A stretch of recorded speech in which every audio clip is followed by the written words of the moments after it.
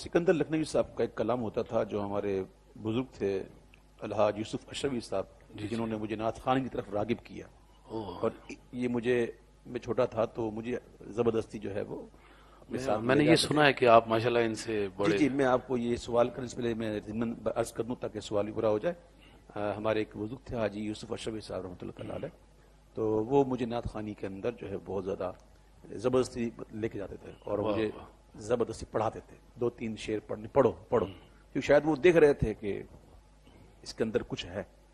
تو وہ اس کو اجاگر کرنے کی وہ کوشش کیا کرتے تھے، اور یہ بس انہی کی محنت ہے۔ تو ان معنوں میں انہیں اپنا استاد مانتا ہوں۔ باقی اس کے علاوہ میں نے زندگی میں شاید کسی کے آگے ذہن و تلمس طے نہیں کی اس کے لیے کہ جا کے کسی کے پاس سیکھوں، نہیں، کوئی بھی اگر یہ کہتا ہے تو غلط کہتا ہے۔ میں نے آج تک کسی کے پاس بیٹھ کر یہ نعت خوانی سیکھی نہیں، خود ہی پڑھتا رہا،